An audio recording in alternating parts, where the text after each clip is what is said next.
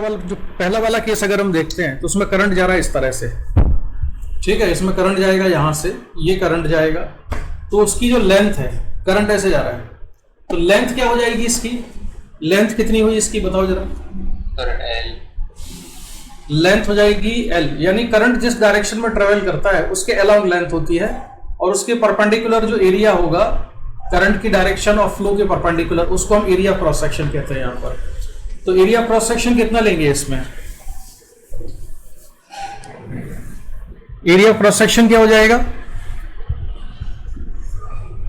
जल्दी बोलो। Pi r plus t whole square. Rho length कितनी हो जाएगी L, और मनीषा एरिया क्रॉस सेक्शन कितना है बताओ इसका।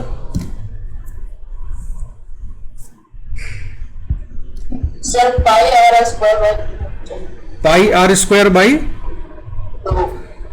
अच्छा, और अभिषेक तुम बताओ। Sir pi r plus t whole square minus pi are square. अबे जिसमें से करंट जा रहा है वो तो बस ये वाला सेक्शन है ना, ये एरिया है ना, एरिया क्रॉस सेक्शन, ये वाला हिस्सा इतना सा, इसमें से तो करंट जाएगा, इसका एरिया कितना है, ये जो एरिया है ये कितना होगा, ये एरिया, करंट तो यहां से जा रहा है ना इसमें से, this is the area cross section. अभी तक तुम लोगों को एरिया क्रॉस सेक्शन की नहीं पहचान हुई है, इतने क्वेश्चन किए हम लोगों ने, जल्दी बोलो एरिया क्रॉस सेक्शन कितना हुआ ये। सर ये जो थिकनेस ऑफ कंडक्टिंग वॉल है सर वो मच लेस देन होगी, तो थिकनेस इसमें ये बनी हुई है, थिकनेस कितनी है, T है इसकी, pi r t, yes pi r t is the right answer. इसकी जो थिकनेस है वो कितनी हो जाएगी, पाई आर टी के बराबर। समझ में आया कि नहीं, क्यों अभिषेक।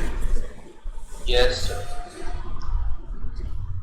ये हाफ सिलेंडर है तो पाई आर तो इसका सरकमफेरेंस है, थिकनेस से मल्टीप्लाई कर देंगे पाई, अच्छा इसमें आर कैसा था, छोटा वाला था, तो इसमें छोटा वाला आर ले लेते हैं, तो पाई आर टी।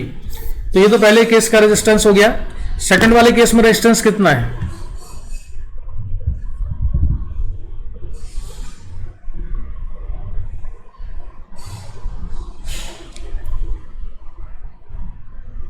सेकंड वाले केस का रेजिस्टेंस बताओ।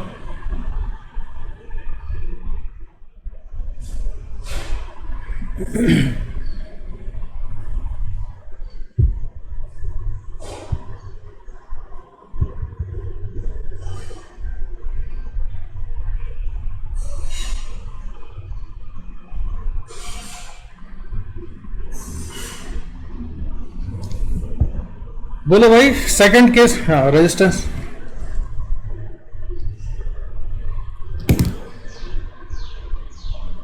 सेकंड वाले केस में रेजिस्टेंस आएगा, इस वाले केस में R इक्वल्स टू रो। अब इसमें लेंथ कितनी होगी, करंट जो यहां से घुसेगा, यहां से करंट घुसेगा, करंट ऐसे फ्लो होगा, ऐसे ऐसे, ये करंट की कई सारी लेयर्स होंगी ऐसी, ये करंट आ रहा है, तो करंट के लिए लेंथ कितनी हो जाएगी, लेंथ कितनी होगी, पाई आर, ये डिस्टेंस जो पाई आर है, और एरिया क्रॉस सेक्शन क्या होगा इसके लिए,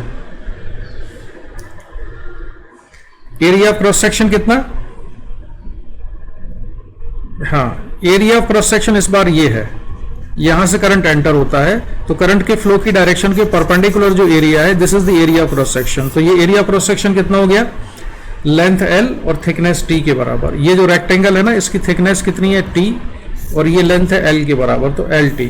तो इनमें कुछ नहीं करना था, दिमाग लगाना था बस कि रेजिस्टेंस कितना कितना होगा, ठीक है, आसान आसान से क्वेश्चन थे। इसमें कोई डाउट है किसी को, शर्मिष्ठा। अच्छा चलो अब आगे बढ़ते हैं इस पर हम। अच्छा इसमें रेशियो पूछा था, तो R1 बाई R2 कितना हो जाएगा, ये था R1, ये था R2, तो R1 बाई R2 कितना हो गया, निकाल लेना। खैर ये कोई बहुत बड़ी चीज नहीं, ये हम कर चुके हैं। ये वाला जो क्वेश्चन है, ये क्वेश्चन मैंने आप लोगों को दिया था, a conductor having resistivity rho is bent in the shape of half cylinder as shown in the figure.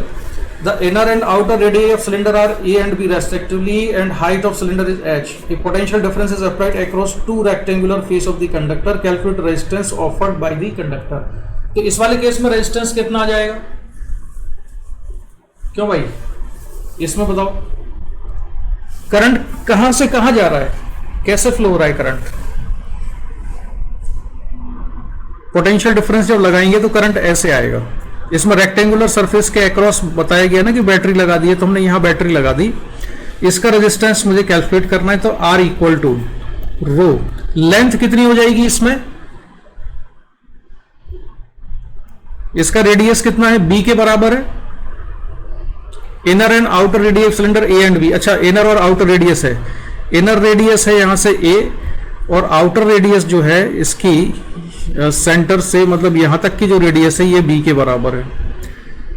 तो लेंथ कितनी है जिसमें ये करंट फ्लो हो रहा है? हाँ, लेंथ, यस, लेंथ इसमें कांस्टेंट नहीं है। ये पिछली क्लास में इसी को डिस्कस कर रहे थे कि जो करंट, मैं इसमें बना के दिखाता हूं, अभी भी ना विजुलाइज नहीं कर पा रहे हो लगता है आप लोग। जो करंट यहां से जा रहा होगा ऐसे बिल्कुल इस वाली एज के पास, ये किस रेडियस के सर्कल पे चला होगा? A। और जो करंट यहां से गया होगा वो चला होगा रेडियस B पर, और जो बीच में जा रहा है ये किसी और रेडियस पे चला है। तो मान लो कि ये इस वाले की रेडियस कितनी है? बीच वाले की x के बराबर है, तो इसकी लेंथ तो कितनी होगी? पाई x के बराबर। ये जो करंट जा रहा है x रेडियस वाला, ये तो पाई x हुआ ना इसका लेंथ, और एरिया क्रॉस सेक्शन क्या होगा इसका?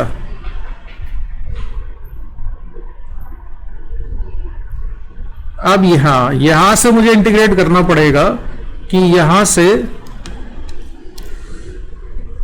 x डिस्टेंस पर मैंने एलिमेंट लिया dx, तो ये dx एलिमेंट है यहां पर, और यहां से ये करंट जा रहा है dx एलिमेंट में यहां पर ऐसे। तो ये हुआ रो, लेंथ हो जाएगी कितनी? पाई x, और एरिया कितना होगा? h dx के बराबर। अच्छा, अब जो रेक्टेंगल पोर्शन तुम देख रहे हो ये वाला, जिसकी हाइट कितनी है? h के बराबर है। इस आवाज कम आ रही है, तो आवाज को बढ़ाने के लिए ना मुझे दूसरे माइक्रोफोन पे शिफ्ट होना पड़ेगा, लेकिन फिर उसमें होता क्या है कि मैं उस माइक्रोफोन से दूर नहीं जा सकता। हाँ, अब बताओ, आवाज अब कैसी आवाज आ रही है? हाँ, लेकिन उसमें क्या है कि मैं दूर नहीं जा पाऊंगा इसके, मुझे माइक्रोफोन के पास रुकना पड़ेगा। ठीक है, तो ये हो गया H। तो जो एलिमेंट हमने कंसीडर किए हैं वो एलिमेंट देखो, एक तो ये ऐसा एलिमेंट था x dx, ऐसे कई सारे एलिमेंट्स होंगे। ये एलिमेंट, ये सारे एलिमेंट आपस में किस कॉम्बिनेशन में कहलाएंगे, कैसा रेजिस्टेंस कहलाएंगे? ये एक काम करो, इसको विजुलाइज करने के लिए क्या काम करो कि जो सिलेंडर है ना ऐसा बनाया हुआ था हमने, ये जो सिलेंडर था हाफ सिलेंडर, ये ऐसा था हाफ सिलेंडर, है ना, ये ऐसा हाफ सिलेंडर था। ठीक है, अगर इस हाफ सिलेंडर को हमने घुमा के सीधा कर दिया, ये जो बना हुआ है ना इसको तुम ऐसा सीधा कर दो, तो इसकी लेंथ कितनी हो जाएगी सिलेंडर की? कितनी लेंथ हो जाएगी सिलेंडर की? इसको तुमने सीधा कर दिया तो इसको यहां से पकड़ा तुमने, इस वाले को यहां से पकड़ा, इस वाले को ऐसे खींच दिया, स्ट्रेट कर दिया, तो लेंथ कितनी हो जाएगी बोलो? ये पाई एक्स, या पाई पूरा स्ट्रेट हो गया तो पाई एक्स हो गया। अब ये जो लेयर तुम देख रहे हो, ये जो डिफरेंट डिफरेंट लेयर्स हैं, ये बिल्कुल सीधी हो जाएंगी, यानी कि एक लेयर ऐसी हो गई, दूसरी वाली लेयर ऐसी हो गई, सीधा कर दिया सिलेंडर तो ऐसी हो गई, और सभी में करंट जा रहा है। ये जो करंट है, इनमें जो करंट चल रहा है, इस लेयर से जो करंट घुसता है, ये करंट सारे कैसे हैं? इंडिपेंडेंट है ना, एक दूसरे में इंटरफेयर तो नहीं करते। एक लेयर में जो करंट पास हो रहा है, इस वाली स्ट्रिप में जो करंट जाएगा ये केवल इसी में जाएगा और किसी में नहीं जाएगा। ये बात समझ में आ रही है मैं क्या कह रहा हूं? जो दूसरी वाली स्ट्रिप बनाऊंगा मैं, दूसरा वाला एक एलिमेंट लूंगा यहां पर, ये इंक चेंज कर देता हूं इसकी, ये दूसरा वाला अगर मैंने लिया तो इस दूसरे वाले में जो करंट जा रहा है ये अपना अलग इंडिपेंडेंट जा रहा है, उसे किसी और से मतलब नहीं है, किसी और में नहीं घुसेगा। तो ये सारे जो कॉम्बिनेशन, ये कौन से कॉम्बिनेशन में कहलाएंगे? पैरेलल कॉम्बिनेशन है। तो मैं मान लेता हूं कि एक का रेजिस्टेंस है dr, तो टोटल रेजिस्टेंस होगा 1/dr।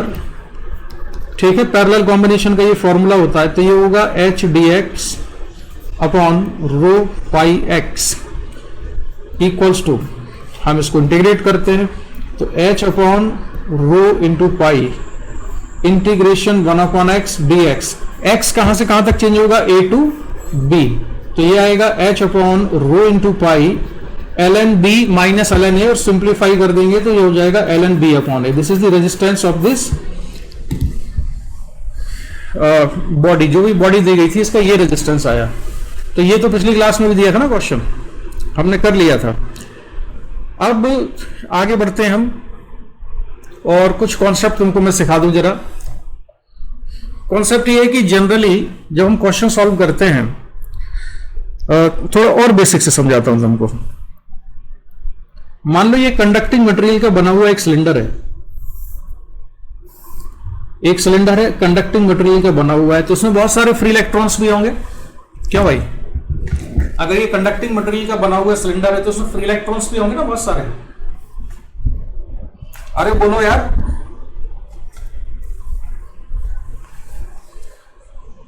बाकी किसी की आवाज नहीं आ रही। सार्थक, सार्थक तुमको नहीं सुनाई पड़ा? अच्छा, और शर्मिष्ठा बताओ, इसमें बहुत सारे फ्री इलेक्ट्रॉन्स होंगे क्या? शर्मिष्ठा, तो इसमें कितने होंगे फ्री इलेक्ट्रॉन्स? लगभग 10, 12, 15, कितने कितने होंगे फ्री इलेक्ट्रॉन्स? इतने होंगे कि हम काउंट नहीं कर सकते उनको, है ना, ये मान के चलते हैं। खैर काउंट कर तो सकते हैं और करेंगे भी आगे, आज मैं जो क्वेश्चन कराऊंगा उसमें, लेकिन बात यह है कि इसमें नंबर ऑफ फ्री इलेक्ट्रॉन्स बहुत ज्यादा है। अच्छा, ये जो नॉर्मल कंडक्टर है ये चार्ज कंडक्टर नहीं है, इस पर नेट चार्ज कितना है कंडक्टर में? 0 है, और अभी हमने बैटरी वगैरह कुछ नहीं लगाई, तो इसके अंदर इलेक्ट्रिक फील्ड कितना होगा? यहां पर इस कंडक्टर में कितना इलेक्ट्रिक फील्ड होगा? 0। इसमें इलेक्ट्रिक फील्ड है 0 के बराबर। नेट चार्ज कितना है इस पर? 0 के बराबर है। करंट फ्लो हो रहा है क्या अभी इसमें? इलेक्ट्रॉन्स मूव कर रहे हैं क्या इसमें? अच्छा, दो तरह के इलेक्ट्रॉन्स हैं, एक कंडक्शन इलेक्ट्रॉन्स हैं, दूसरे बाउंडेड इलेक्ट्रॉन्स हैं। तो जो कंडक्शन इलेक्ट्रॉन्स हैं वो कंडक्शन इलेक्ट्रॉन्स मतलब फ्री इलेक्ट्रॉन्स जो कि करंट फ्लो में पार्टिसिपेट करते हैं, या जो पूरे मटेरियल में एक जगह से दूसरी जगह जाने के लिए फ्री होते हैं। ठीक है,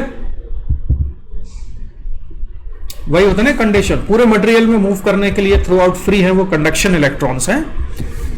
तो वो इलेक्ट्रॉन्स घूम सकते हैं। तो करंट फ्लो हो रहा है क्या इसमें विदाउट बैटरी?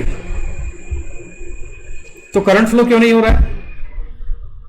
पिछली क्लास में हमने पढ़ा था उसके बारे में।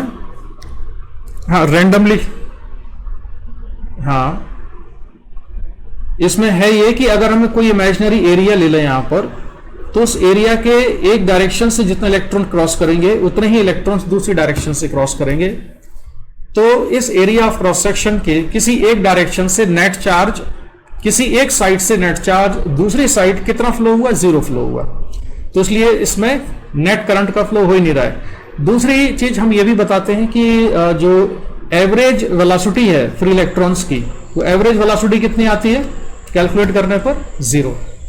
एवरेज स्पीड की बात नहीं कर रहे हैं हम, एवरेज वेलोसिटी की बात कर रहे हैं। तो एवरेज वेलोसिटी कितनी आती है? 0 आती है, तो करंट नहीं है।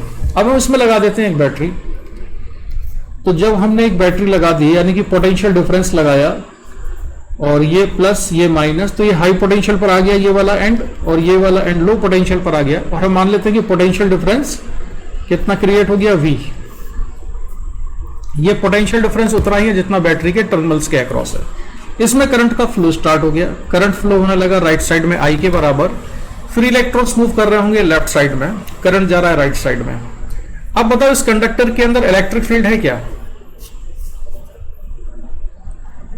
ये जो सिलेंडर है, सिलेंडर के अंदर इलेक्ट्रिक फील्ड है?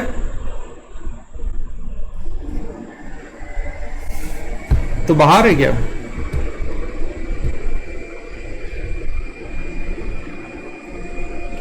इलेक्ट्रिक फील्ड, इसमें सिलेंडर के अंदर इलेक्ट्रिक फील्ड है कि नहीं बैटरी लगाने के बाद? इसलिए हर क्लास के बाद थोड़ा थोड़ा तुम्हारा रिवाइज करवाना जरूरी होता है। पिछली क्लास में सारा कुछ पढ़ा हो। बैटरी लगा देंगे तब तो हो ही जाएगा ना। हाँ, पिछली क्लास में हमने पढ़ा था जब ड्रिफ्ट वेलोसिटी का कैलकुलेशन किया है कि इसमें डेफिनेटली क्या है, इलेक्ट्रिक फील्ड है, तभी तो इलेक्ट्रॉन्स ने मूव करना शुरू किया। अगर मैं एक इलेक्ट्रॉन इमेजिन करता हूं यहां पर, तो उस इलेक्ट्रॉन पर इलेक्ट्रिक फील्ड की वजह से फोर्स किस डायरेक्शन में लगा है, यहां पर E इंटू ई के बराबर। और इलेक्ट्रिक फील्ड किस डायरेक्शन में है, राइट साइड में। हायर पोटेंशियल से लोअर पोटेंशियल की तरफ इलेक्ट्रिक फील्ड है। और उस इलेक्ट्रिक फील्ड की वैल्यू अगर हम चाहें तो ऐसे निकाल सकते हैं कि इसकी लेंथ अगर कंडक्टर की L है तो इलेक्ट्रिक फील्ड कितना है यहां पर, E इक्वल टू V/L के बराबर। ध्यान रखो, ये जब तक ये कॉन्सेप्चुअली स्ट्रांग नहीं होगी छोटी छोटी चीजों में, तब तक कॉम्पिटिटिव एग्जाम्स में रैंक नहीं आने वाली अच्छी, क्योंकि वहां पर छोटी छोटी चीजों में हम उलझ जाएंगे। तो इलेक्ट्रिक फील्ड है कि नहीं अभी? यस। इलेक्ट्रिक फील्ड है, और कितना है ये इलेक्ट्रिक फील्ड, V/L के बराबर है। इलेक्ट्रिक फील्ड है V/L के बराबर। तो क्या क्या मैंने तुमको बता दिया अभी कि इनिशियली जो कंडक्टर था, अगर उसके अक्रॉस बैटरी नहीं लगाएंगे तो उसमें फ्री इलेक्ट्रॉन्स भी होंगे जिनको हम कंडक्शन इलेक्ट्रॉन्स कहते हैं। लेकिन वो फ्री इलेक्ट्रॉन्स पूरे मटेरियल में घूमने के लिए तो फ्री है, लेकिन उनकी वजह से कोई करंट फ्लो नहीं हो रहा है। करंट फ्लो इसलिए नहीं हो रहा है क्योंकि अगर हम उसकी एवरेज वेलोसिटी निकालें तो एवरेज वेलोसिटी जीरो आती है। या हम एक एरिया क्रॉस सेक्शन ले लें इमेजिनरी, तो एरिया क्रॉस सेक्शन के एक साइड से दूसरी साइड नेट चार्ज का फ्लो कितना है, जीरो। तो करंट कितना पास हुआ उस एरिया से, जीरो पास हुआ। फिर मैंने बैटरी लगा दी। अगर बैटरी का पोटेंशियल डिफरेंस V के बराबर है तो सिलेंडर के अक्रॉस भी पोटेंशियल डिफरेंस कितना आ गया, V के बराबर आ गया। उसकी वजह से, पोटेंशियल डिफरेंस की वजह से इस कंडक्टर के अंदर एक इलेक्ट्रिक फील्ड प्रोड्यूस हुई। उस इलेक्ट्रिक फील्ड की डायरेक्शन भी होगी हायर पोटेंशियल से लोअर पोटेंशियल की तरफ। तो इलेक्ट्रिक फील्ड है राइट साइड में, फ्री इलेक्ट्रॉन पर फोर्स लगाया राइट साइड में या लेफ्ट साइड में, लेफ्ट साइड में। इलेक्ट्रिक फील्ड नेगेटिव चार्ज पर खुद की डायरेक्शन के अपोजिट फोर्स लगाती है। तो इलेक्ट्रॉन पे फोर्स लगा लेफ्ट साइड में, इलेक्ट्रॉन ने मूव करना शुरू किया लेफ्ट साइड में, तो करंट का फ्लो हुआ राइट साइड में। इलेक्ट्रॉन जब मूव करते हैं तो उनकी जो वेलोसिटी करंट फ्लो में कंट्रीब्यूट करती है, उस वेलोसिटी को हम कहते हैं ड्रिफ्ट वेलोसिटी। और जो रैंडम मोशन की वजह से एक स्पीड है, वो स्पीड से काइनेटिक एनर्जी डिटरमाइन होती है। लेकिन काइनेटिक एनर्जी जिस स्पीड से आती है उससे करंट का फ्लो नहीं होता है। करंट फ्लो में कौन कंट्रीब्यूट करता है, ड्रिफ्ट वेलोसिटी। ये सारी चीज क्लियर है? इतना पूरा का पूरा पिछली क्लास का एसेंस मैंने तुमको बता दिया। अब आज मैं तुमको जो बताने वाला हूं कि ये जो इलेक्ट्रिक फील्ड है, ये इलेक्ट्रिक फील्ड यूनिफॉर्म है कि वेरिएबल है। इस सिलेंडर के अंदर इलेक्ट्रिक फील्ड जो हमने दिखाई है, ये इलेक्ट्रिक फील्ड यूनिफॉर्म है कि वेरिएबल इलेक्ट्रिक फील्ड है? ये इलेक्ट्रिक फील्ड है यूनिफॉर्म। हम ये मान के चलते हैं कि इस कंडक्टर के अंदर इलेक्ट्रिक फील्ड कैसे है, यूनिफॉर्म इलेक्ट्रिक फील्ड है। ये इलेक्ट्रिक फील्ड कैसा है, यूनिफॉर्म, यानी हर पॉइंट पर इलेक्ट्रिक फील्ड इस सिलेंडर के अंदर डायरेक्शन और मैग्नीट्यूड में कांस्टेंट है। लेकिन ये बात तभी तक सही है जब तक कि इस कंडक्टर की, इस सिलेंडर की रेजिस्टिविटी कांस्टेंट हो। अगर इसकी रेजिस्टिविटी यूनिफॉर्म नहीं है तो इलेक्ट्रिक फील्ड भी वेरी करती है अंदर। समझाइए, समझ में आई ये बात? यस। इसी के बारे में ऊपर लिखा हुआ है, पढ़ो जरा। ये जो स्टेटमेंट मैंने लिखा हुआ है, ये इसको पढ़ो, क्या मतलब हुआ इसका। It is considered that current carrying conductor has uniform electric field, but it is true when resistivity or conductivity of the current carrying conductor is constant. इसमें resistive लिखा हुआ है, बेसिकली ये resistivity है। Carrying conductor is constant throughout the material. If resistivity of the material of current carrying conductor is not constant throughout, then electric field inside the conductor will no longer remain constant. तो electric field constant नहीं रहती है अगर resistivity का formula तो बता दो इसी बात पे जल्दी से। समीक्षा, रेजिस्टिविटी का फॉर्मूला रो इक्वल्स टू कितना होता है?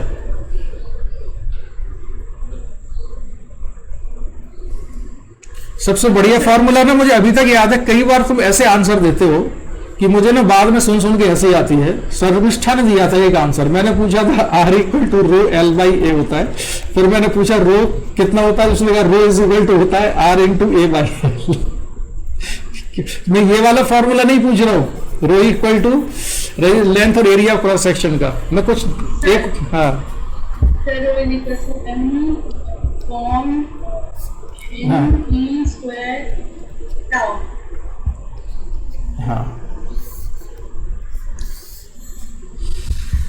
m/ne² टाउ इतना होगा, ठीक है।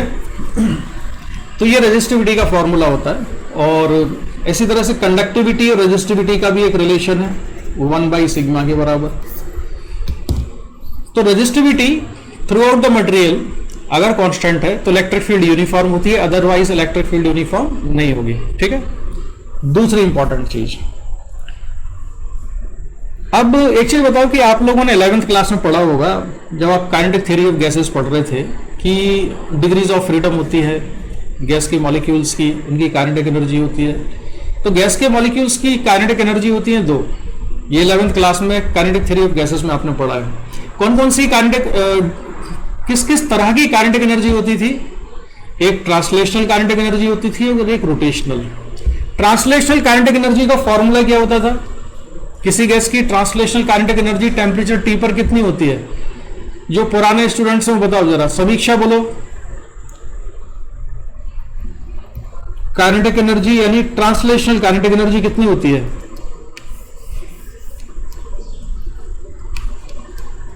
मनीषा, ट्रांसलेशनल काइनेटिक एनर्जी का फॉर्मूला बताओ जरा। गैस मॉलिक्यूल याद नहीं आ रहा है। अंजू तुम बताओ।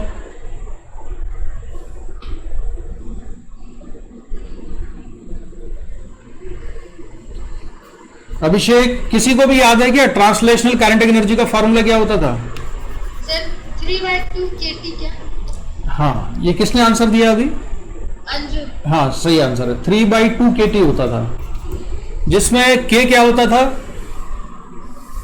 बोल्ट्जमैन कांस्टेंट है ये। हाँ। ये K 1/4πε0 नहीं है, बोल्ट्जमैन कांस्टेंट है। और इसकी वैल्यू कितनी होती थी या होती है, याद है?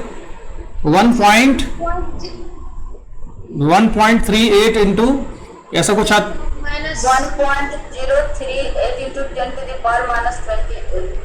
अच्छा, इसको पहले परफेक्ट याद कर लेना। खैर K की वैल्यू की अभी मुझे जरूरत नहीं है। फॉर्मूला याद रखोगी 3/2 kT, ये ट्रांसलेशनल काइनेटिक एनर्जी होती है गैस के मॉलिक्यूल्स की। इसकी बात हम यहां क्यों कर रहे हैं? इसकी बात हम इसलिए कर रहे हैं कि जो कंडक्शन इलेक्ट्रॉन्स होते हैं किसी कंडक्टिंग मटेरियल के अंदर, उनको कई बार हम इलेक्ट्रॉन गैस भी कहते हैं, क्योंकि उनको कुछ कुछ पॉइंट्स पर, कुछ कुछ मामलों में हम कंपेयर किससे कर सकते हैं? गैस के मॉलिक्यूल से कंपेयर कर सकते हैं। हर चीज में तो कंपेयर नहीं कर सकते। जैसे कि पिछली क्लास में मैंने बताया था कि जो गैस के मॉलिक्यूल्स होते हैं उनका मोशन कौन से लॉ से? मैक्सवेल्स लॉ से डिसाइड होता है। मैक्सवेल्स लॉ ऑफ क्या था बोलो?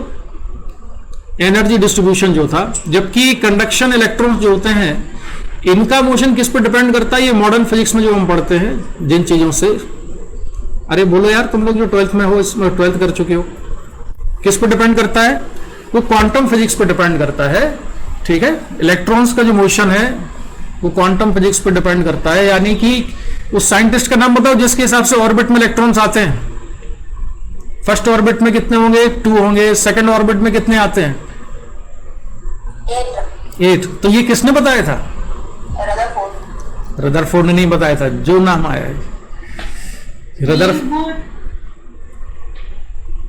अब तुम लोग तो जो है लॉटरी निकाल रहे हो, जिस जिस साइंटिस्ट का नाम याद आ जाए बोलते जाओ। और कुछ ऐसे कुछ था। चलो खैर छोड़ो उसको। तो ये ध्यान रखो कि क्वांटम फिजिक्स पर डिपेंड करता है, साइंटिस्ट का नाम छोड़ो। वैसे फर्मी ने क्या बताया था? अच्छा ये बताओ, फर्मी ने कुछ बताया था? किस ऑर्बिट में कितने इलेक्ट्रॉन्स आएंगे? चलो इतना तो पता है ना कि इलेक्ट्रॉन एटम के चारों तरफ घूमता है, तो हर एक ऑर्बिट में उसकी स्पीड एक पर्टिकुलर फिक्स्ड स्पीड होती है, वो रैंडमली किसी भी स्पीड से नहीं घूम सकते। तो हर एक ऑर्बिट में उनकी कितनी स्पीड होगी ये पर्टिकुलर लॉ पे डिपेंड करता है, जिनको हम क्वांटम फिजिक्स में पढ़ते हैं। ये Maxwell's law of energy distribution से नहीं आता है ना। तो इस मामले में इलेक्ट्रॉन गैस और कंडक्शन गैस अलग अलग है, लेकिन इनकी जो काइनेटिक एनर्जी है टेम्परेचर T पर फ्री इलेक्ट्रॉन्स की, तो फ्री इलेक्ट्रॉन्स की काइनेटिक एनर्जी को हम गैस मॉलिक्यूल्स की ट्रांसलेशनल काइनेटिक एनर्जी के सिमिलर मान सकते हैं कुछ कुछ कैलकुलेशन के लिए। तो अगर टेम्परेचर T पर मुझे इलेक्ट्रॉन्स की काइनेटिक एनर्जी निकालनी हुई तो मैं क्या फॉर्मूला लिखूंगा? 3/2 kT। ठीक है, जैसे एक फ्री इलेक्ट्रॉन है और वो फ्री इलेक्ट्रॉन की मुझे स्पीड कैलकुलेट करनी है, तो मैं ऐसे लिखूंगा half mv² equal to 3/2 kT, जिसमें T क्या होगा, उस कंडक्टिंग मटेरियल का टेम्परेचर होगा और K बोल्ट्जमैन कांस्टेंट होगा। इससे मैं इलेक्ट्रॉन की स्पीड निकाल लूंगा अगर किसी प्रॉब्लम में मुझे जरूरत हुई तो। इलेक्ट्रॉन की स्पीड को हम किस फॉर्मूले से निकालेंगे, translational kinetic energy of gas molecules वाले फॉर्मूले से। लेकिन एक चीज याद रखना, मैं ये कौन से इलेक्ट्रॉन की काइनेटिक एनर्जी कह रहा हूं, फ्री इलेक्ट्रॉन्स की काइनेटिक एनर्जी। जो ऑर्बिट में घूम रहे हैं उनकी काइनेटिक एनर्जी नहीं कह रहा, ठीक है। ऑर्बिट तो इलेक्ट्रॉन का घर है और घर में रहने के कुछ नियम होते हैं कि आपको ये नियम फॉलो करना है तो रहो, नहीं तो मम्मी पापा मार के बाहर कर देंगे कि अब नहीं रहोगे तुम घर में, ठीक है। लेकिन जो फ्री इलेक्ट्रॉन से उसने घर छोड़ दिया, अब वो कोई रूल फॉलो नहीं कर रहा, मर्जी से रहेगा। तो जो फ्री इलेक्ट्रॉन्स है उसकी काइनेटिक एनर्जी का फॉर्मूला है ये वाला। बाकी हर जो ऑर्बिट में इलेक्ट्रॉन्स होते हैं उनकी काइनेटिक एनर्जी तो क्वांटम फिजिक्स से निकलती है, जो कि मॉडर्न फिजिक्स में पढ़ेंगे आगे। इतना समझ में आ गया, ठीक है। चलो अब हम बढ़ते हैं आगे। ये तो हुआ कॉन्सेप्चुअल थ्योरेटिकल पॉइंट काफी सारे। अब जरा ये क्वेश्चन सॉल्व करना है तुमको। अभी जो हमने पढ़ा उस पर बेस ये क्वेश्चन है।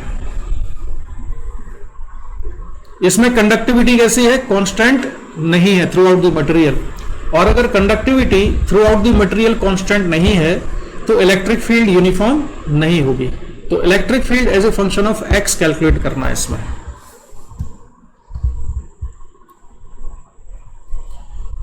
समझे भाई?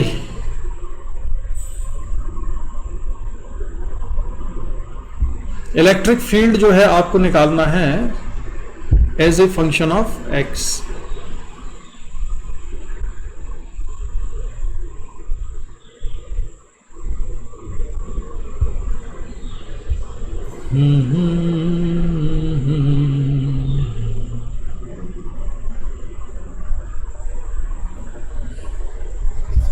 तो कैसे निकाला जाए भाई इसको?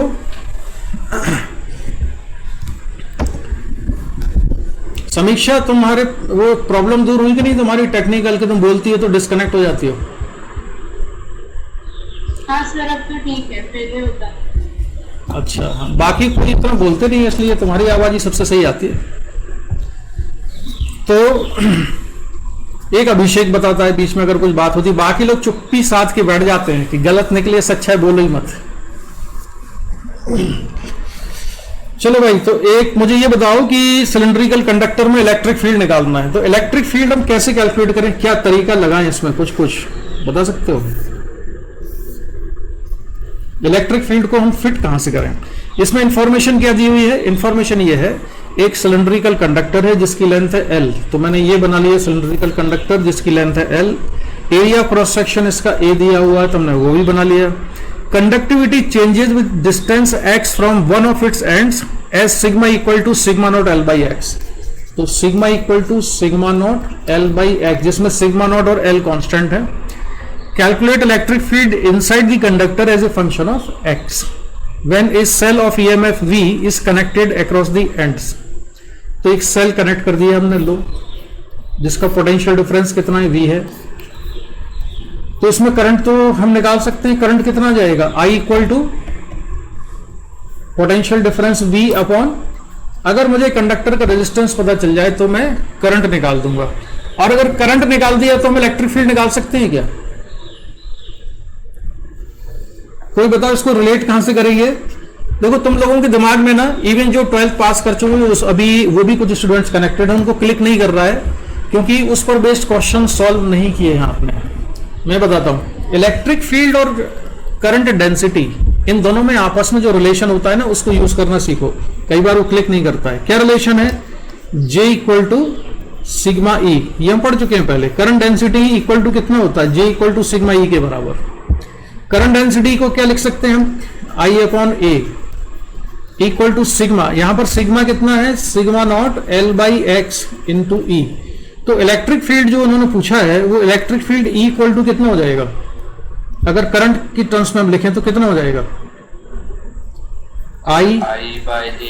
I into x upon A sigma naught L के बराबर। तो हमें जरूरत किस चीज की है यहां पर? देखो ए तो कांस्टेंट है, सिग्मा नॉट भी कांस्टेंट है, एल भी कांस्टेंट है, और ये ऑलरेडी हमको मालूम है। हमारी रिक्वायरमेंट है अगर हम करंट निकाल लें, तो अगर हमने करंट को कैलकुलेट कर लिया तो इलेक्ट्रिक फील्ड कैलकुलेट हो जाएगा as a function of x. Current कैसे निकाले इसमें ये बताओ। करंट कैलकुलेट करने के लिए हमको किसकी जरूरत पड़ेगी? रेजिस्टेंस की। ठीक है, I equal to V by R. अच्छा एक चीज और मैं तुमको याद दिला दूं, ध्यान रखना कि V equal to I R या R equal to V upon I, R equal to V upon I, ये ओम्स लॉ नहीं है। R equal to V upon I, this is not the Ohm's law. This is the relation between current, potential difference and resistance. ये resistance की definition है। अगर हमने दो points के बीच में पोटेंशियल डिफरेंस V लगाया और उस पोटेंशियल डिफरेंस की वजह से उस इंस्टेंट पे करंट I फ्लो हो रहा है, जब पोटेंशियल डिफरेंस I लगाते हैं, अगर उसी इंस्टेंट पे करंट I आ रहा है, तो V अपॉन I का रेशियो क्या होगा? उस इंस्टेंट पे रेजिस्टेंस के बराबर होगा।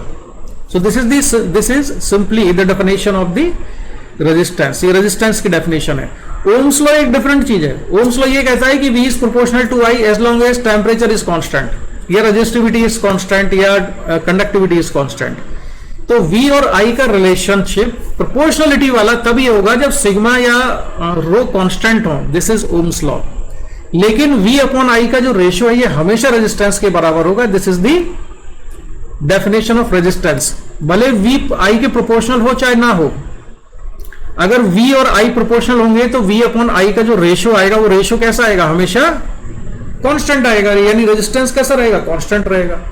लेकिन अगर V और I का रेशियो में प्रोपोर्शनलिटी नहीं है तो वो ओम्स लॉ को सेटिस्फाई नहीं कर रहा है। लेकिन तब भी भले वो ओम्स लॉ को सेटिस्फाई करे या ना करे, V अपॉन I का जो रेशियो है वो रेजिस्टेंस के ही बराबर होगा। So this is the definition of resistance.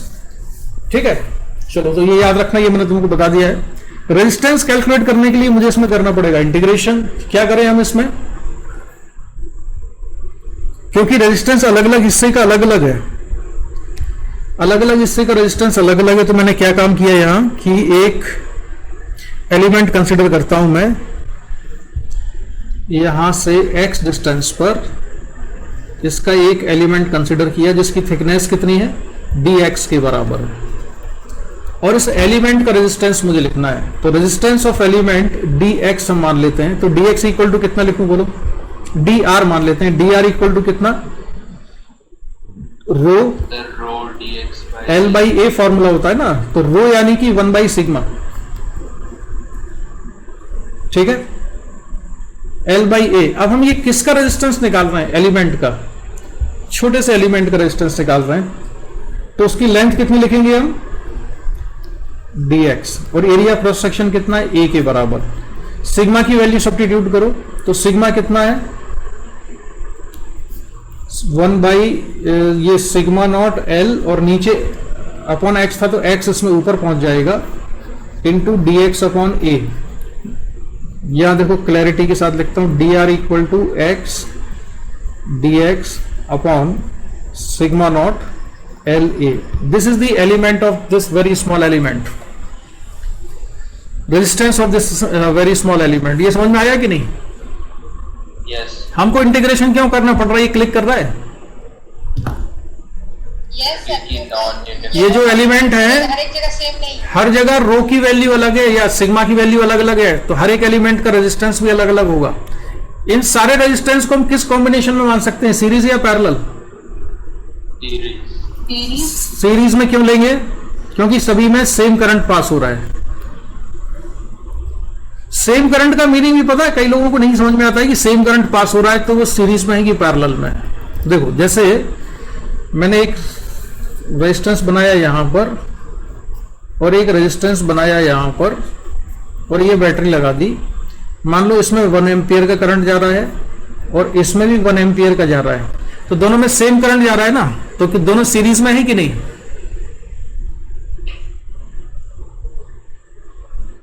Sharmishtha, ये दोनों सीरीज में है कि नहीं है? तो पैरेलल में है। सीरीज में क्यों नहीं है ये बताओ?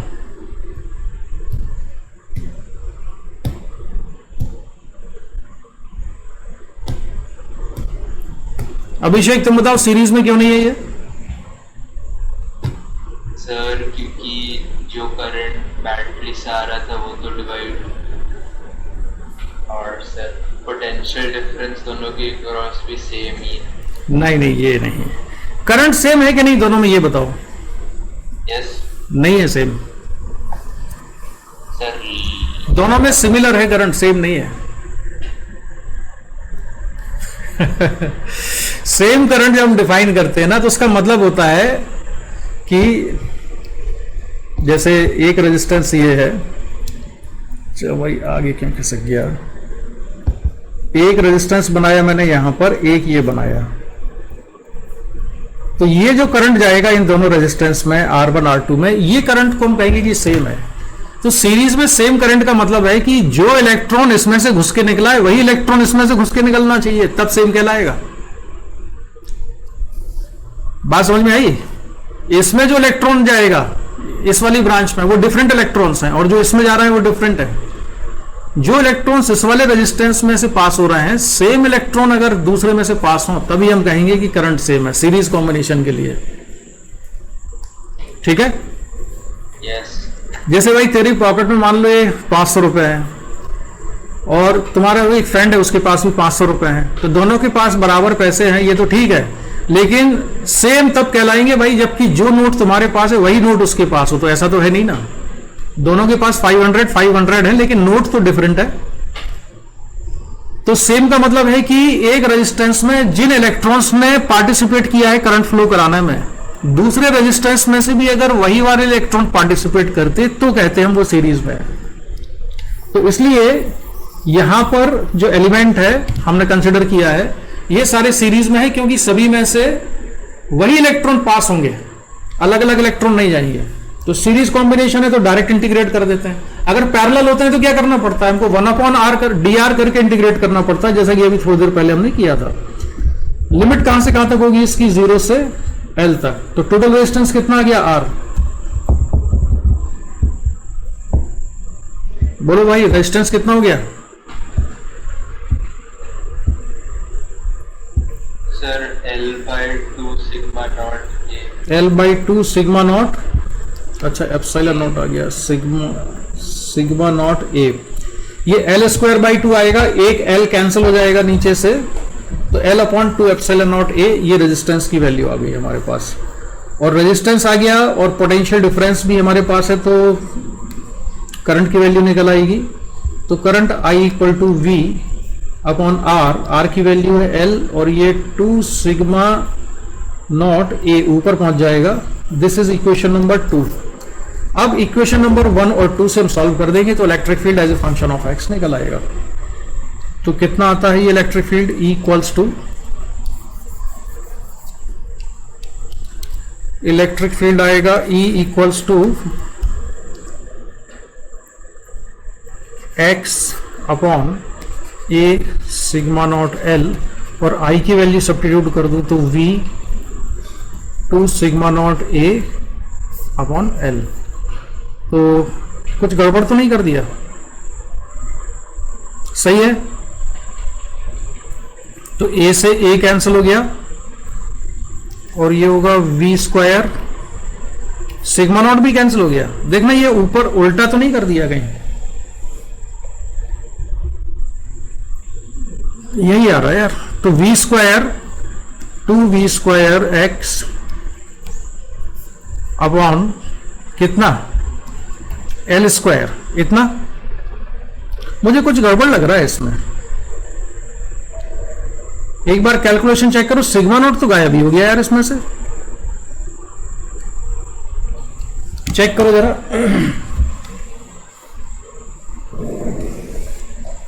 इलेक्ट्रिक फील्ड इतना ही आ रहा है क्या, चेक करो।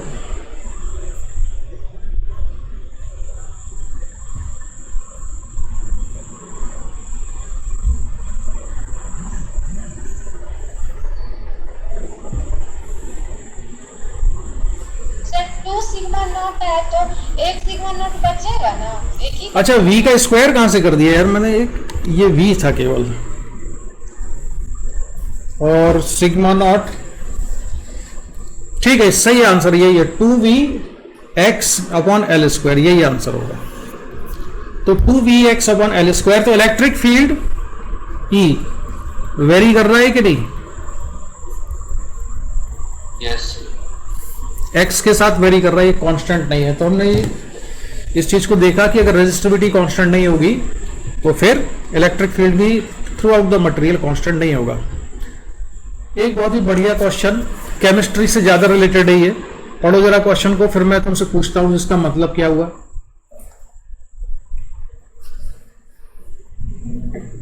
क्वेश्चन को पढ़ो जरा पहले तो।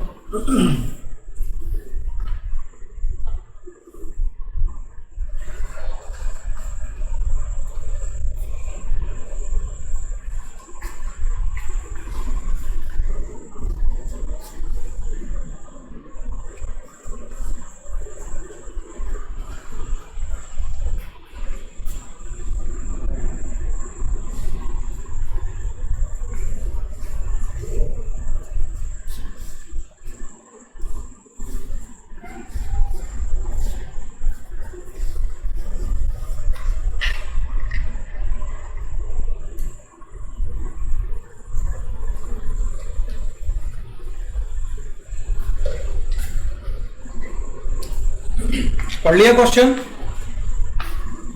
यस तो इसमें हमको कैलकुलेट क्या करना है? सर ड्रिफ्ट वेलोसिटी कैलकुलेट करना है। तो ड्रिफ्ट वेलोसिटी कैलकुलेट करने के लिए हमें क्या चीज चाहिए? तो पहले तो ड्रिफ्ट वेलोसिटी का रिलेशन क्या है करंट के साथ? I इक्वल टू NEAVD है। अब इस क्वेश्चन में हमारे पास क्या क्या मालूम है? हमको एक तो करंट पता है, ठीक है, ये ऑलरेडी मालूम है हमको। एरिया क्रॉस सेक्शन मालूम है क्या? बिल्कुल, area cross section pi are square हो जाएगा, वो भी मालूम है। इलेक्ट्रॉन पे चार्ज कितना होता है वो भी हमको मालूम है, E के बराबर। हमको N नहीं पता है। N क्या होता है? N बोलो क्या होता है? Transfer unit volume number of. तो यहां पर I अपॉन NE और A की वैल्यू है पाई आर स्क्वायर। ये क्वेश्चन नंबर 1, केवल N की वैल्यू सब्स्टिट्यूट करनी है और आंसर आ जाएगा। ये N कैसे निकाले हम इसमें, ये बताओ जरा। ये केमिस्ट्री का क्वेश्चन ज्यादा है।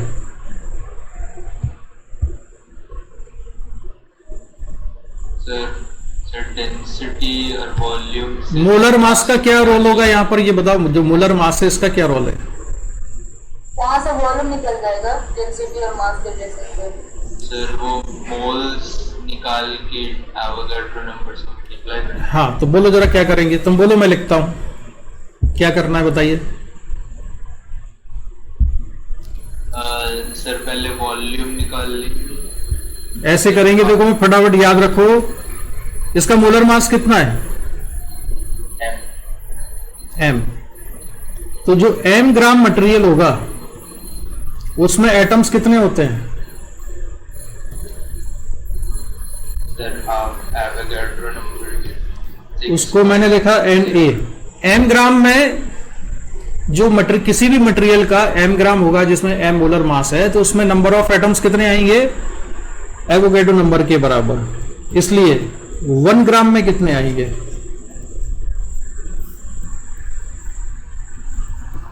Na upon M,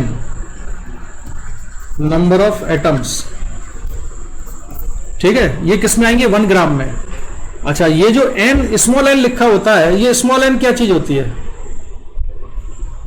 number of electrons per unit volume. तो और यूनिट वॉल्यूम का मास कितना होता है? सर डेंसिटी के बराबर। Mass of unit volume, mass of unit volume होता है इक्वल टू डेंसिटी के बराबर, है ना। जैसे डेंसिटी की यूनिट क्या होती है? जैसे डेंसिटी D है तो उसको क्या लिखते हैं? kg पर क्यूबिक मीटर या D ग्राम पर क्यूबिक सेंटीमीटर, ऐसे लिखते हैं ना। तो D kg पर क्यूबिक मीटर का मतलब क्या है कि 1 क्यूबिक मीटर में D किलोग्राम मटेरियल है, यानी यूनिट वॉल्यूम होगा ना 1 क्यूबिक मीटर या 1 क्यूबिक सेंटीमीटर, तो उसमें कितना है? D ग्राम है। ठीक है, तो हमको ऐसा लिखना होगा। अब यहां से यूनिटरी मेथड जो है इसको हम कंप्लीट करते हैं। तो 1 ग्राम में कितने, इतने, देयरफॉर डी ग्राम में कितने होंगे, in d gram number of atoms कितने हैं, NaD/m। तो ये आ जाएगा Na/m इंटू डी के बराबर। ये एटम्स है, तो हमने नंबर ऑफ एटम्स क्यों निकाले, Sir, because the number of electrons। हाँ, number of atoms equals to number of free electrons, क्योंकि क्वेश्चन में ये दिया हुआ है कि एक एटम एक फ्री इलेक्ट्रॉन कंट्रीब्यूट करता है।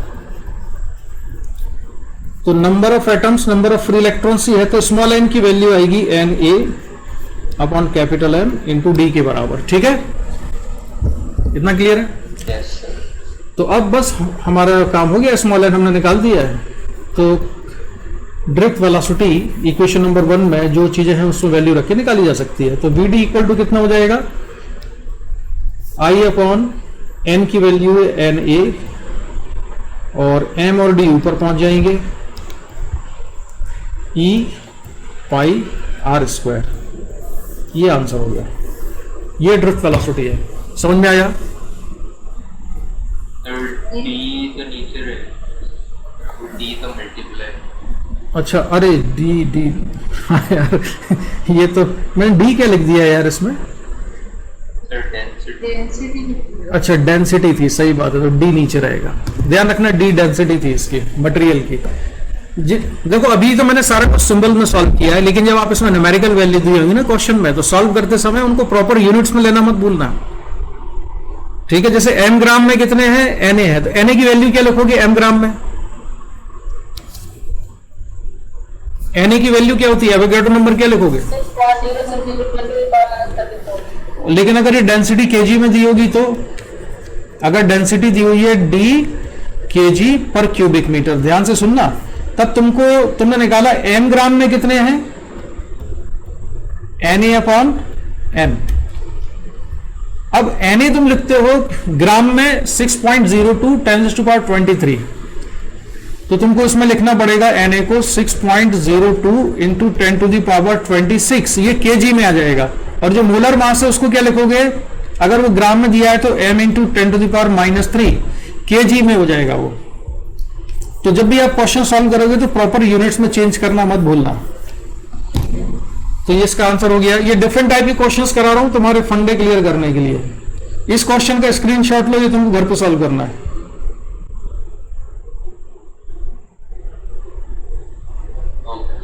ये वैसे ही क्वेश्चन है जो अभी तक हम करते आए हैं। ठीक है, अच्छा, अब ये क्वेश्चन है, खतरनाक सवाल है ये। सोल्यूशन छोटा सा, कॉन्सेप्ट जबरदस्त, जेई एडवांस लेवल। और अगर इसको नीट में ही पूछ लिया तो सोल्यूशन बहुत बड़ा नहीं है। पहले तो क्वेश्चन को पढ़ो और उसका मतलब बताओ क्या होगा।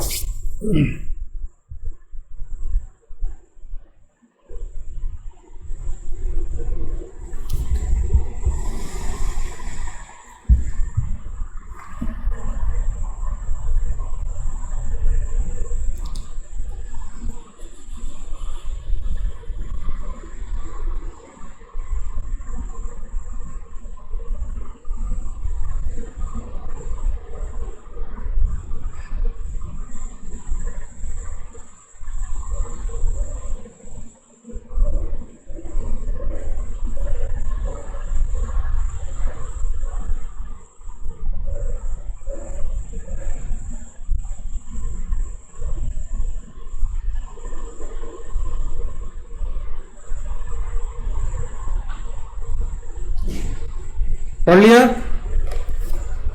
Yes। तो अगर क्वेश्चन पढ़ लिया है तो उसका मीनिंग समझाइए जरा।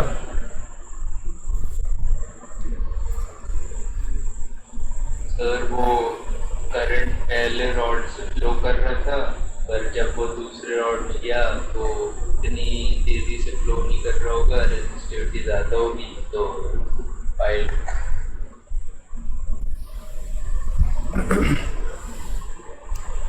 चलो और कोशिश करे कोई और।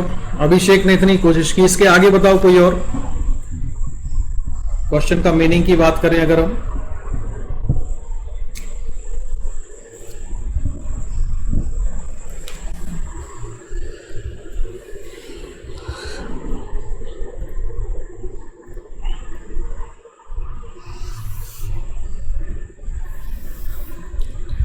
सिलिंड्रिकल रॉड्स हैं, कंडक्टिंग मटेरियल इनका अलग अलग है। लेफ्ट साइड में रेजिस्टिविटी है ρ1, राइट साइड में रेजिस्टिविटी है ρ2 और करंट इस तरह से फ्लो हो रहा है, ठीक है। The rods have same cross section and their electrical resistivities are this. When a current I is passed through the rods, a charge Q gets piled up at the junction boundary, assuming the current density to be uniform throughout the cross section. Current density यानी कि current कैसा है, same है, I/A की value same है। Calculate Q यानी कि जो चार्ज एक्यूमुलेट हो जाता है ना जंक्शन पॉइंट पर, उसकी वैल्यू बतानी है मुझे। तो चार्ज एक्यूमुलेट क्यों होता है जंक्शन पॉइंट पर, इसके बारे में हम बाद में पता करेंगे। जब क्वेश्चन में पूछा गया है कि चार्ज कितना एक्यूमुलेट होता है, तो मान लेते हैं कि एक्यूमुलेट हो ही रहा होगा यार, इसलिए तो पूछा गया है। तो पहले तो मान लेते हैं कि एक्यूमुलेट हो रहा है और डायग्राम में भी दिया हुआ है। तो जंक्शन पॉइंट पर चार्ज एक्यूमुलेट हो रहा है, ठीक है, ये हमने मान लिया। अब ये कितना चार्ज एक्यूमुलेट हो रहा है, इसके लिए मैं तुमसे सोल्यूशन पूछूंगा नहीं, मैं डायरेक्ट सीधे समझा रहा हूं, तुमको एक्सप्लेन कर रहा हूं, क्योंकि तुमसे नहीं होगा ये। यहां पर चार्ज मान लेते हैं एक्यूमुलेट कितना हुआ है, क्यू के बराबर। अब मैंने एक इमेजिनरी क्या कंसीडर किया यहां पर, गॉसियन सरफेस कंडक्टर के अंदर, और वो गॉसियन सरफेस क्या, एक सिलेंडर है। अब तुम सोच रहे हो इसमें गॉसियन सरफेस कहां से आ गया, तो ये मैंने लिया है इमेजिनरी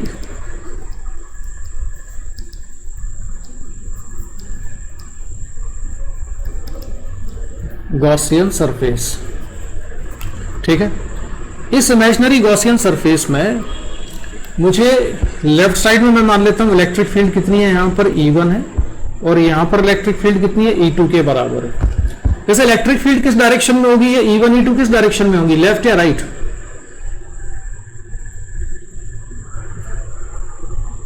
करंट फ्लो हो रहा है राइट साइड में। इससे तुम आइडिया लगा सकते हो कि किस डायरेक्शन में इलेक्ट्रिक फील्ड होना चाहिए। करंट ऐसे फ्लो हो रहा है ना, तो इलेक्ट्रिक फील्ड किस डायरेक्शन में होगी, ये है करंट की डायरेक्शन। अगर करंट राइट साइड में फ्लो हो रहा है तो इलेक्ट्रिक फील्ड किस डायरेक्शन में होगी, करंट किसकी वजह से फ्लो हो रहा है, कौन फ्लो करवा रहा है, करंट के फ्लो में कौन सा चार्ज मूव कर रहा है यहां पर, फ्री इलेक्ट्रॉन्स। तो फ्री इलेक्ट्रॉन्स किस तरफ जा रहे हैं, राइट या लेफ्ट,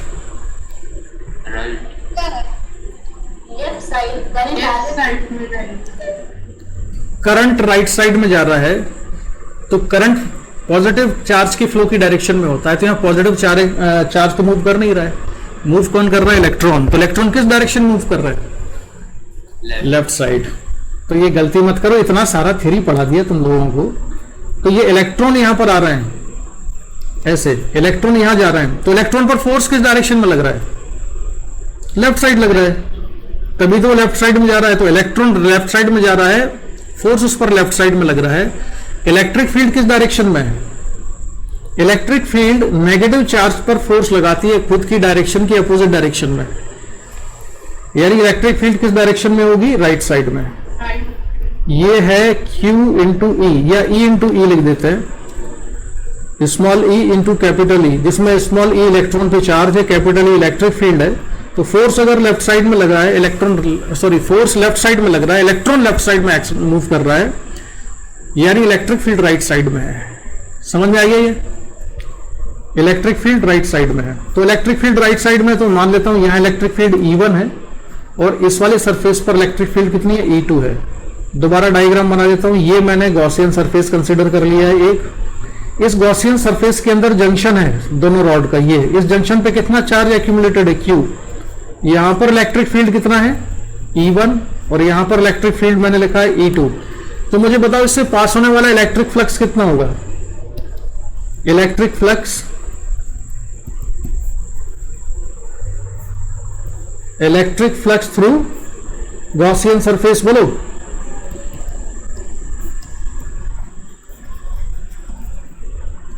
कितना हुआ सर, Q by E। अरे क्यू बाई इस बात में, पहले ये E डॉट ds से बताओ। सर मैं एक बार रिजॉइन कर रहा हूं, मुझे आपकी पूरी हाँ ठीक है, रिज्वाइन कर लो। हाँ तो अभिषेक बोलो क्या हुआ, sir E2 into area minus E1 into. हाँ अब एरिया वेक्टर चाहिए हमको, तो एरिया वेक्टर की डायरेक्शन बनाते हैं।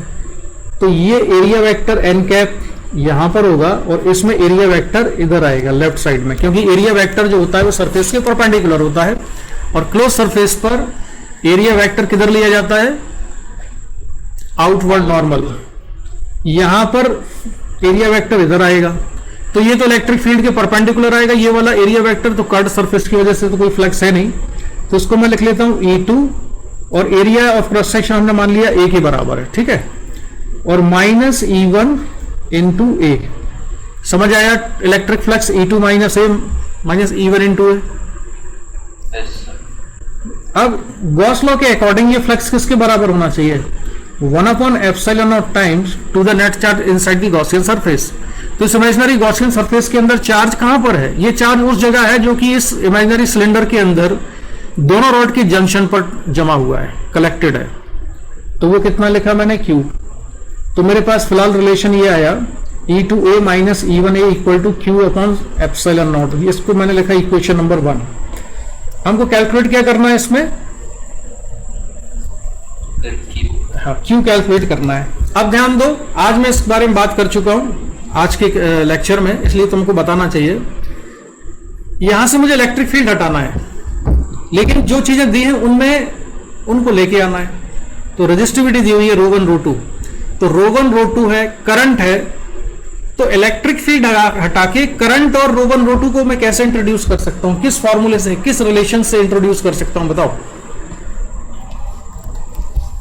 आज ही जरूर किया है मैंने ये। Sir E into resistivity J equal to sigma E के बराबर, current density equal to sigma into E होता है।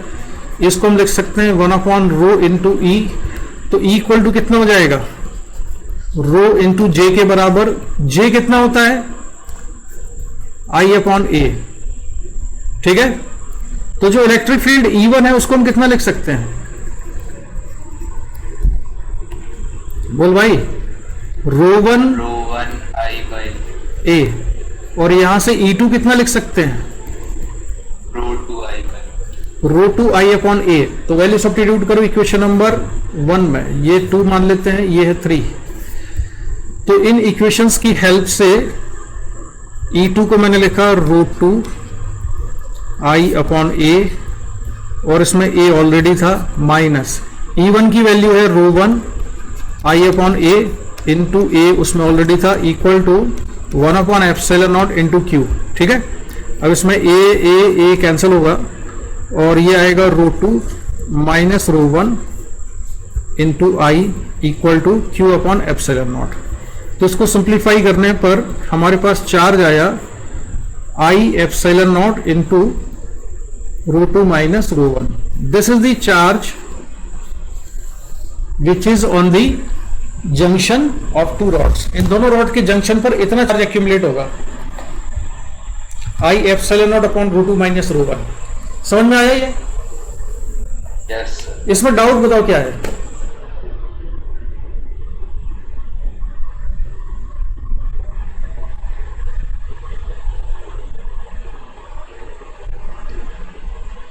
चलो डाउट छोड़ो, मेरा डाउट बताओ। मेरा डाउट ये है कि यहाँ पे चार्ज एक्यूमुलेट होगा क्यों।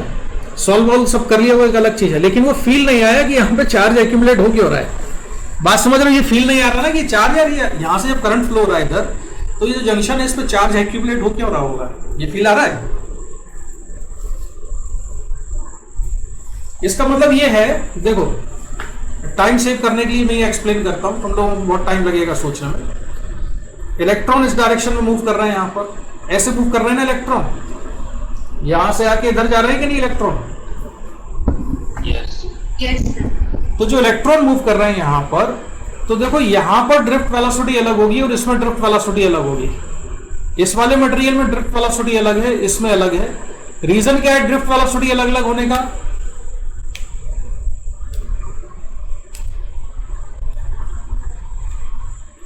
ड्रिफ्ट वेलोसिटी अलग होने का रीजन क्या है, बता सकते हो? चलो मैं बताता हूं, सोचते जाओ और समझते जाओ। करंट तो सेम है इसमें, I इक्वल टू NEAVD होता है, करंट सेम है, लेकिन N कैसा है दोनों में? N तो अलग अलग है ना, क्यों भाई? Number of electrons per unit volume different होंगे कि सेम होंगे? डिफरेंट होंगे। दोनों मटेरियल अलग अलग है, जैसे कॉपर की रॉड है, एक एल्यूमिनियम की रॉड है, तो दोनों मटेरियल में number of electrons, number of free electrons per unit volume कैसे होंगे? डिफरेंट डिफरेंट होंगे। ठीक है, तो यहां से मान लो आते हैं 100 इलेक्ट्रॉन्स, वो अलग वेलोसिटी से आ रहे होंगे। अच्छा, ड्रिफ्ट वेलोसिटी का कोई रिलेशन है क्या? ड्रिफ्ट वेलोसिटी को हम रिलेट कर सकते हैं क्या मटेरियल्स की रेजिस्टिविटी से? रेजिस्टिविटी और ड्रिफ्ट वेलोसिटी का कोई रिलेशन है क्या?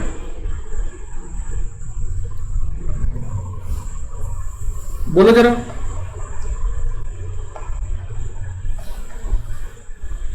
क्यों भाई?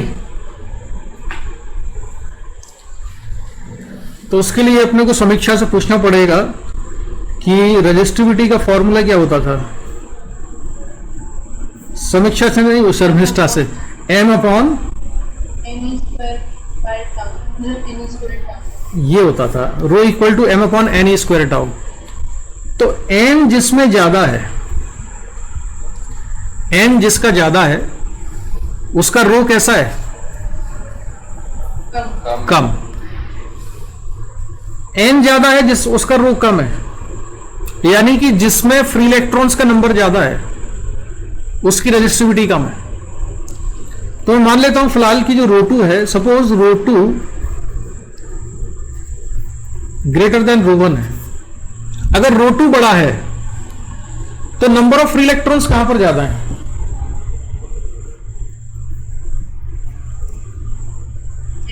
इसको मैं मान लेता हूं ये n2 है, ये n1 है। ठीक है? यस। अच्छा, अब अगर किसी फॉर्मूले की हम बात करें तो I तो कांस्टेंट है, E भी कांस्टेंट है और A भी कांस्टेंट है यहां पर, तो चेंज किस में है फिर? I upon E A equal to N into V D, है ना? यानी कि n इंटू वी डी कैसा है? कांस्टेंट है। Number of electrons per unit volume और वी डी, इसका प्रोडक्ट कांस्टेंट रहेगा ना यहां पर, क्योंकि करंट कांस्टेंट है यार, charge constant, area cross section constant है। यानी कि n1 v1 equal to n2 v2, इस तरह का रिलेशन होगा। तो जिसमें number of electrons per unit volume ज्यादा है वहां पर ड्रिफ्ट वेलोसिटी कैसी है? कम है। तो n2 में ड्रिफ्ट वेलोसिटी कैसी है? n2 में, मतलब इस वाले मटेरियल में ड्रिफ्ट वेलोसिटी कैसी है? रो2 वाले मटेरियल में ड्रिफ्ट वेलोसिटी कम होगी कि ज्यादा होगी? यहां का ये रिलेशन देख लो, n इंटू वी का प्रोडक्ट कांस्टेंट है। सर रो2 ज्यादा है तो v ज्यादा। देखो रो2 ज्यादा होने का मतलब क्या है कि number of electrons per unit volume n2 कैसा है? कम है। अगर n2 कम है तो ड्रिफ्ट वेलोसिटी ज्यादा, n2 कम तो ड्रिफ्ट वेलोसिटी ज्यादा। ठीक है, अब दिख रहा है इसमें, अब तुमको क्लियर है कि रो2 में ड्रिफ्ट वेलोसिटी कैसी है? तो यहां से जो इलेक्ट्रॉन्स आए उनकी जो ड्रिफ्ट वेलोसिटी थी वो कैसी थी? ज्यादा थी। और फिर यहां पे जो इलेक्ट्रॉन्स जैसे यहां से बाहर निकले तो उनकी ड्रिफ्ट वेलोसिटी कम हो गई, उनकी ड्रिफ्ट वेलोसिटी कम हो गई। इसका क्या मतलब हुआ कि किसी इंस्टेंट पर मान लो 1 सेकंड में यहां से कितने इलेक्ट्रॉन आए? 50 इलेक्ट्रॉन आए, 50 इलेक्ट्रॉन्स आए यहां पर। तो फिर यहां से 50 इलेक्ट्रॉन्स 1 सेकंड में वापस नहीं चले जाएंगे ना, सारे के सारे उतने टाइम में नहीं जाएंगे। जैसे एक इतनी बड़ा एक मान लो सिलेंडर है, यहां से 50 लोग आते हैं और यहां से 50 लोग बाहर नहीं जाते हैं। गेट है एक, मान लो एक रूम में 2 दरवाजे, एक से अंदर आ सकते हैं, एक से बाहर जा सकते हैं। तो अंदर आने वाले जो हैं वो ज्यादा तेजी से अंदर आ रहे हैं, बाहर जाने वाले उतनी तेजी से बाहर नहीं जा रहे हैं। तो क्या होगा? कमरे में भीड़ बढ़ेगी ना, कमरे में भीड़ गैदरिंग बढ़ जाएगी कि नहीं? जैसे मान लो कमरा खाली था, यहां से 100 लोग आए 1 सेकंड में और यहां से 75 ही बाहर गए, तो 25 तो अंदर रह गए ना। Yes sir. तो यही अंदर रह गए, ये चार्ज जो एक्यूमुलेट हो रहा है। समझ में आया कि नहीं? उसमें तो पॉजिटिव चार्ज लिखा है। क्या चीज? पर सर डायग्राम में तो पॉजिटिव चार्ज लिखा है एक्यूमुलेट हुए, अगर इलेक्ट्रॉन वो डिपेंड करेगा इस पर, किस पर? रो 2 और रो 1 की वैल्यू पर। जरूरी नहीं है कि यहां पर हमेशा पॉजिटिव चार्ज एक्यूमुलेट होगा, नेगेटिव भी हो सकता है। अगर रो 2 ज्यादा हुआ तो कैसा चार्ज एक्यूमुलेट होगा यहां पर? पॉजिटिव। ठीक है, आ जाओ भाई जरा इस वाले क्वेश्चन पर आ जाओ, इस क्वेश्चन को पढ़ो और इसके बारे में बताओ जरा क्या मतलब हुआ इसका। बेहतरीन सवाल है। पहले तो दिमाग में समझ में आना चाहिए कि करना क्या है। ये समझ में आ रहा है क्या निकालना है?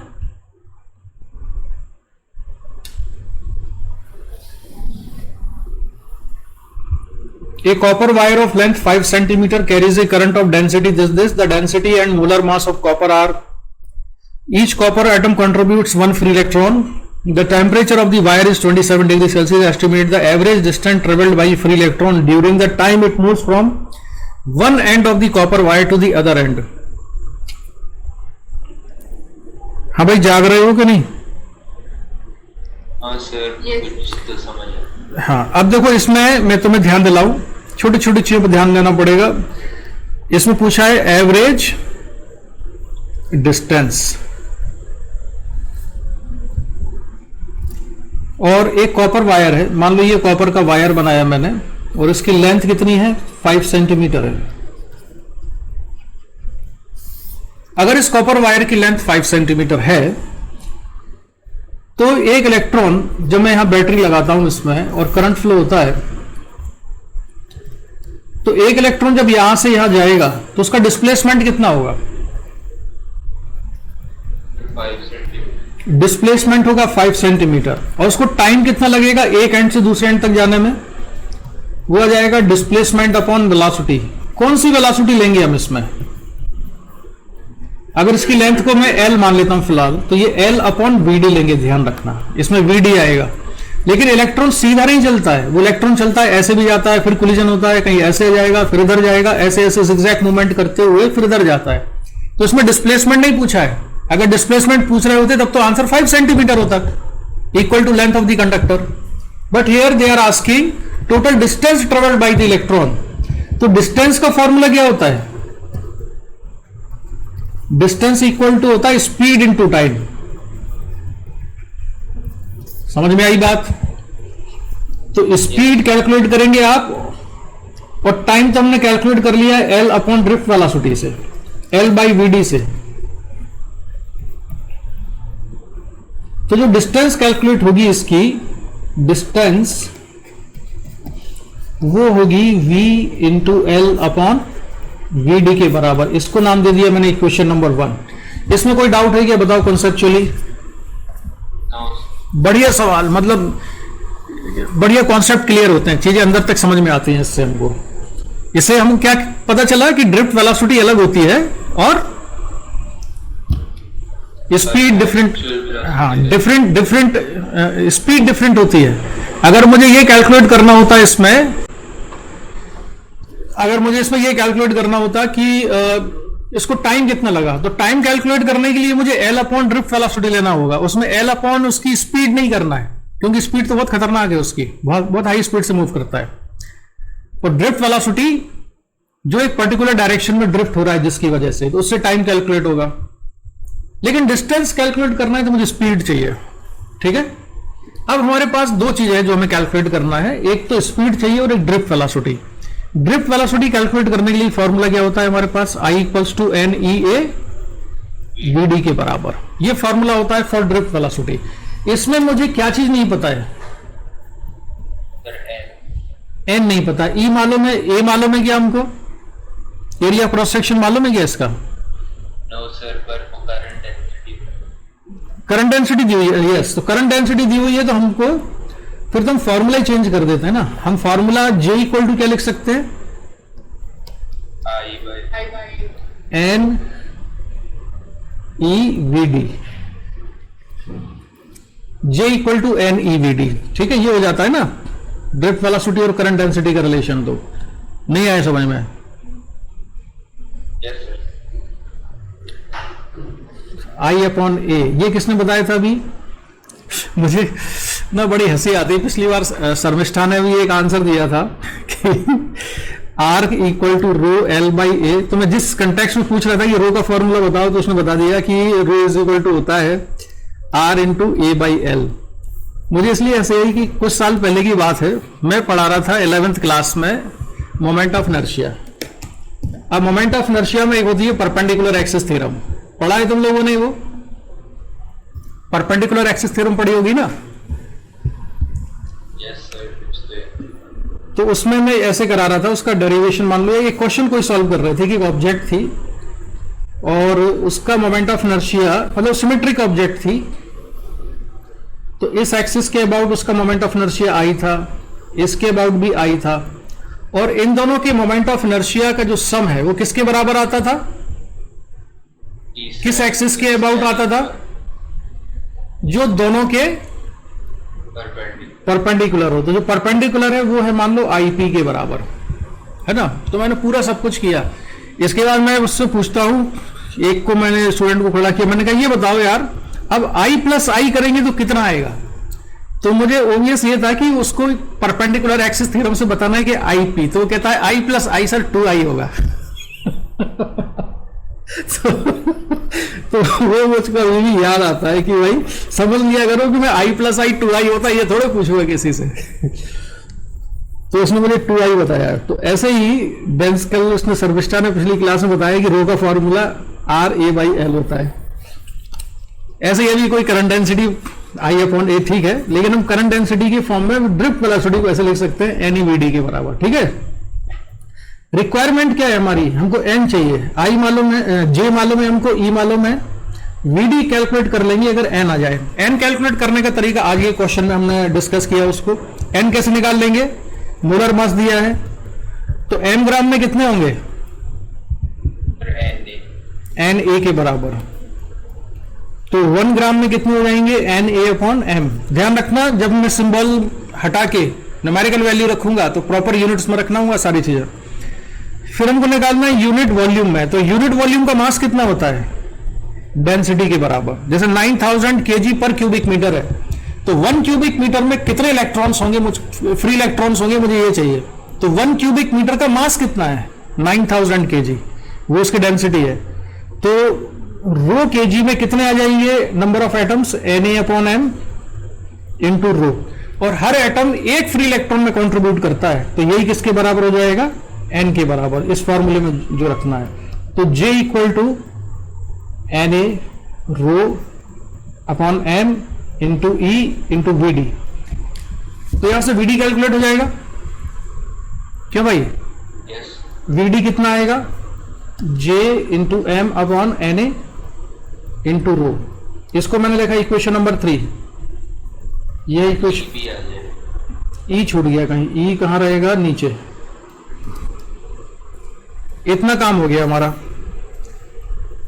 अब किस चीज की जरूरत पड़ेगी हमको? वीडी तो निकाल लिया हमने, लेंथ हमको पता है 5 सेंटीमीटर, तो हम इसमें से टाइम तो कैलकुलेट कर लेंगे इसका। लेकिन अब हमको जरूरत पड़ेगी स्पीड की। तो मैं स्पीड कैसे निकालूं फ्री इलेक्ट्रॉन की? फ्री इलेक्ट्रॉन की स्पीड मैंने तुमको आज ही सबसे पहले डिस्कशन में बताया है कि फ्री इलेक्ट्रॉन्स का जो मोशन है उसकी काइनेटिक एनर्जी है, उसको हम किसके सिमिलर मान सकते हैं? Similar to gas translational kinetic energy of gas molecules. तो यहां पर फ्री इलेक्ट्रॉन की काइनेटिक एनर्जी में लिखूंगा 3/2 kT इक्वल्स टू हाफ ये mass of electron into speed. तो स्पीड v इक्वल टू कितनी होगी? 3 kT upon m under root. ये स्पीड आएगी। This is equation number 4। अब इक्वेशन नंबर 1 में हम ये वैल्यू सब्स्टिट्यूट कर देते हैं। तो डिस्टेंस कितनी आ जाएगी जो उसने ट्रेवल की होगी? डिस्टेंस बताओ।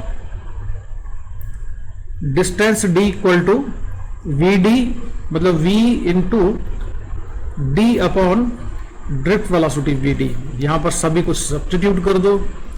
Under root 3 kT upon m into D की जगह पर हम ना इसको L कर लेते हैं। हमने जो L लिया हुआ था उसकी कंडक्टर की लेंथ को, तो L और जो ड्रिफ्ट वेलोसिटी आई है वो है J इंटू एम ऊपर n A into rho into E के बराबर।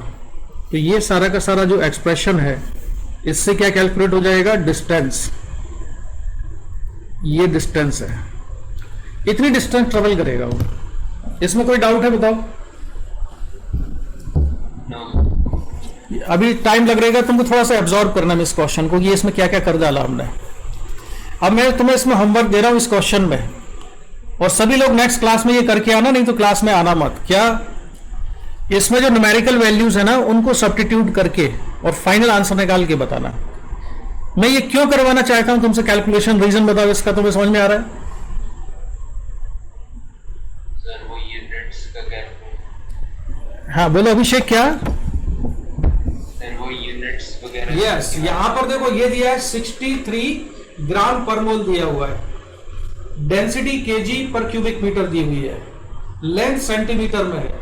तो तुमको ये अच्छा एवोगाड्रो नंबर तुम कितना रखोगे इसमें वो भी मुझे चेक करना है। तुम उसको 10 टू द पावर 23 लेना है, 26 लेना है, क्या लेना है, वो सारी वैल्यूज इसमें सब्स्टिट्यूट करके। टी कितना रखेंगे शर्मिष्ठा बोलो इसमें? टेम्परेचर कितना आएगा?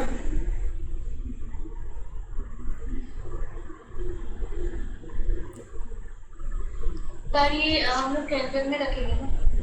हाँ कितना बोलो? हाँ सर, 300 रखेंगे। यही तो मैं, ये छोटी छोटी चीजों का ध्यान रखना। खैर टेम्परेचर में तुम मिस्टेक नहीं करोगे, मुझे केवल उस चीज में देखना है तुम सही करते हो कि नहीं। तो मोलर मास क्या रखोगे और एवोगाड्रो नंबर क्या रखोगे, ठीक है? बाकी चीजों में तुमसे गलती नहीं होगी।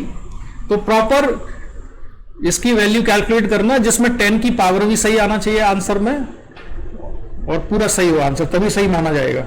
10 की पावर मिस्टेक की तो भी गलती मानेंगे हम आंसर। तो ये था क्वेश्चन, और इस क्वेश्चन के बाद हम आज की क्लास खत्म करेंगे। आज तुमको लगेगा कि बहुत ज्यादा कॉन्सेप्चुअल और हैवी क्वेश्चन कर लिए हमने, तो मैं जानबूझ के ऐसे क्वेश्चन भी कराना चाहता था, क्योंकि एग्जाम में जब कॉन्सेप्चुअल क्वेश्चन आते हैं ना जिनमें कैलकुलेशन भी नहीं करना होता है, तो उसमें भी हम मिस्टेक कराते हैं। लेकिन अगर ये क्वेश्चन कर लोगे तो अब तुम्हारे दिमाग में क्लैरिटी है कि अगर कंडक्टर की रेजिस्टिविटी कांस्टेंट है तो उसके अंदर इलेक्ट्रिक फील्ड कांस्टेंट होगा। अगर उसकी रेजिस्टिविटी कांस्टेंट नहीं है तो electric field as a function of X हमने निकाल लिया आज, है ना? तो ऐसे ही बहुत सारी छोटी छोटी चीजें तुम्हारी अपने आप इन क्वेश्चन को सॉल्व करने से क्लियर हो जाएंगी। अब जरा ये वाला क्वेश्चन पढ़ो, क्या है? तो सिलेंडर कैसा हो,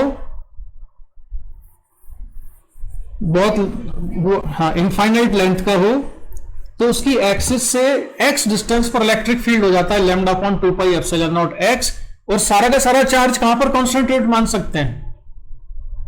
सिलेंडर की एक्सिस पर। जैसे कि स्फीयर में सेंटर पे कॉन्सेंट्रेट मानते थे, इसमें सारा का सारा एक्सिस पर, और फॉर्मूला वैसे ही आ गया lambda upon 2 pi epsilon naught x, है ना? तो ये तो इलेक्ट्रिक फील्ड का फॉर्मूला हो गया। आगे बताओ जरा करंट कैसे निकालें इसमें से। ये वेलोसिटी v से मूव कर रहा है, तो देखो करंट निकालने के लिए क्या काम कर सकते हैं हम?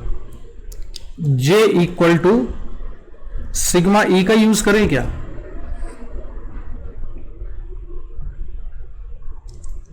सिग्मा कहां से लाएंगे यार, इसमें सिग्मा जैसा तो कुछ है ही नहीं। क्यों? या इसको हम लिख सकते हैं I अपॉन एरिया, तो ये हो जाएगा A into sigma into E के बराबर। ये सिग्मा कहां से लाए हैं? सिग्मा क्या है?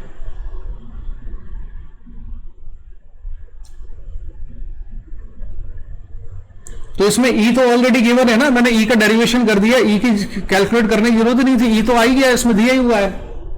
क्यों भाई? तो E इक्वल टू कितना दिया हुआ है? सिंबल में ही करते, मान लो E दिया हुआ है, यानी कि E तो गिवन है। तो मुझे किस चीज की जरूरत थी करंट के लिए?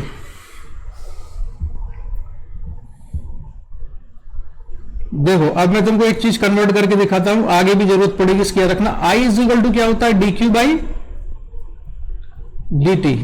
अब मैं इसको लिख रहा हूं dq upon dx into dx by dt, ऐसा लिख सकते हैं। dx से मल्टीप्लाई किया, dx से डिवाइड कर दिया,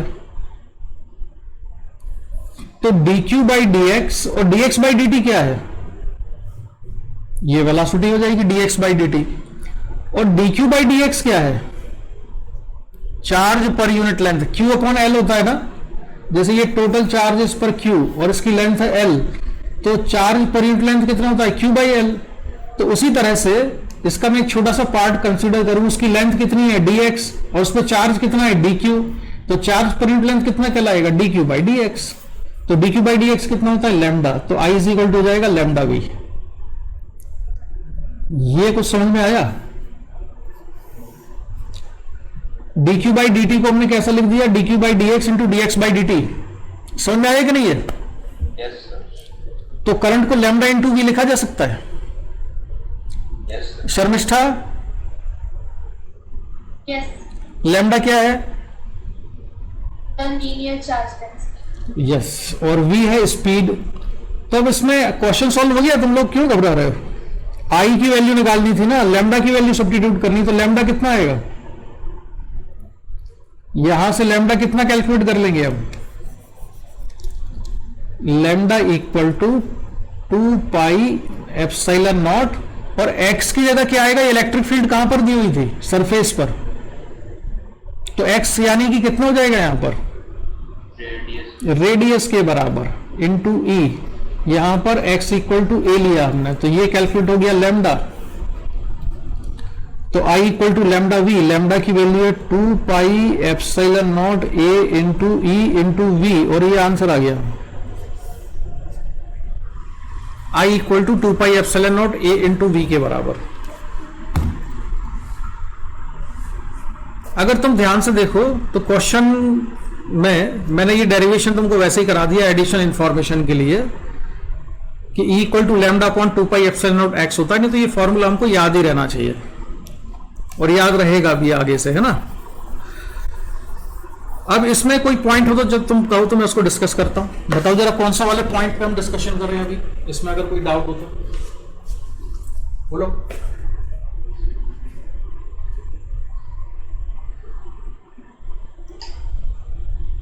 सार्थक, यस सर। हाँ बताओ जरा इसमें कहां पे डाउट है, कौन सा पॉइंट नहीं समझ में आया? सर हो गया। समीक्षा कनेक्टेड है, हाँ, समीक्षा दिख रही है मुझे। हाँ, समीक्षा बताओ। सर वो x is equal to a वाला एक दोबारा बोलो क्या? Sir x is equal to a लिखा है ना। अच्छा अच्छा, ये जो फॉर्मूला था ना E equal to lambda upon 2 pi epsilon naught x, ये कहां पर था? इलेक्ट्रिक फील्ड सिलेंडर की एक्सिस से x डिस्टेंस पर हमने गॉसियन सरफेस लिया था, लेकिन यहां पर जो क्वेश्चन है उसमें सिलेंडर की रेडियस कितनी है? a के बराबर है। ये देखो सिलेंडर की रेडियस कितनी है? a, और मुझे चार्ज भी वही कैलकुलेट करना था, तो मैंने यहां पर इलेक्ट्रिक फील्ड निकाला इस पॉइंट पर। इलेक्ट्रिक फील्ड कहां निकाला है? सरफेस पर। तो x की वैल्यू कितनी होगी सरफेस पर? x की वैल्यू a के बराबर है, रेडियस के बराबर। रेडियस के बराबर। मैंने इलेक्ट्रिक फील्ड इस पॉइंट पे निकाला है अच्छा ठीक है। x। तो ये वाला जो पॉइंट, क्योंकि इलेक्ट्रिक फील्ड यहां पर है और यहीं पर चार्ज भी है, ठीक है, तो यहां पर x इक्वल टू a लिखेंगे तो इलेक्ट्रिक फील्ड निकाल दिया हमने। और बताओ, और बताओ।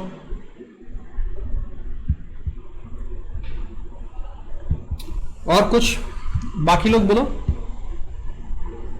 बाद कुछ और क्वेश्चंस हैं एरोडोफ के, वो मैं आज नहीं कराऊंगा तुमको, उसको हम बाद में डिस्कस करेंगे। तो चलो जरा आज की जो क्लास थी ना उसकी कुछ इंपॉर्टेंट पॉइंट्स जरा मैं डिस्कस कर दूं, ठीक है? मेरे से बात करो जरा, क्या क्या चीजें इन क्वेश्चन से सीखी आज। जो मैंने जो क्वेश्चन लिए थे एग्जाम्पल में जिनको हमने सॉल्व किया, हमारा पर्पस उन क्वेश्चंस के आंसर निकालना नहीं था। हमारा पर्पस क्या होता है क्वेश्चन सॉल्व करने का, कि उन क्वेश्चंस के सॉल्यूशन की प्रोसेस में हम कॉन्सेप्ट्स को सीखें, जिससे कि वो कॉन्सेप्ट किसी भी दूसरे क्वेश्चन में आए तो हम वहां पर अप्लाई कर पाए। क्या क्या चीजें आज थी ऐसी जो तुमको लगा कि जिनका यूज आगे होगा और हम नई चीज सीखे, बताओ। एक तो यही ध्यान रखना, मोलर मास अगर दिया है तो नंबर ऑफ फ्री इलेक्ट्रॉन्स अगर कैलकुलेट करना हो तो हम कैसे कैलकुलेट करेंगे? अगर मोलर मास m है तो m ग्राम में कितने एटम्स होते हैं? Na होते हैं। अब इसमें देखो कि कितने फ्री इलेक्ट्रॉन्स होंगे, जितने एटम्स होंगे उतनी फ्री इलेक्ट्रॉन्स होना जरूरी नहीं है। वो क्वेश्चन में गिवन होना चाहिए कि पर एटम कितने फ्री इलेक्ट्रॉन्स मिलते हैं उसको, यानी एक एटम से कितने इलेक्ट्रॉन्स फ्री हो जाते हैं। किसी क्वेश्चन में यह भी हो सकता है कि हर एटम 2 फ्री इलेक्ट्रॉन देता हो, 3 फ्री इलेक्ट्रॉन देता हो, ऐसा भी संभव हो सकता है, ऐसा भी पॉसिबल है। तो उस केस में कैलकुलेशन डिफरेंट होगा। यहां पर एक एटम एक ही फ्री इलेक्ट्रॉन देता था, इसलिए जितने एटम आए हमने उतने फ्री इलेक्ट्रॉन ले लिए। तो ये चीज थी आज की क्लास में। दूसरा, मैं बार बार मैंने 2-3 क्वेश्चन में जिसका यूज किया कि करंट डेंसिटी को और इलेक्ट्रिक फील्ड को आपस में रिलेट करना हमें आना चाहिए। J equal to sigma E का जो फॉर्मूला है वो फॉर्मूले का हमने काफी यूज किया आज।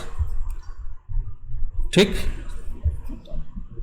और क्या, ये वाला जो क्वेश्चन था, खैर इस क्वेश्चन को तो तुम अच्छे से नोट करके रखना, जब JEE एडवांस का एग्जाम देने जाओ तो इसको रिवाइज करके जाना।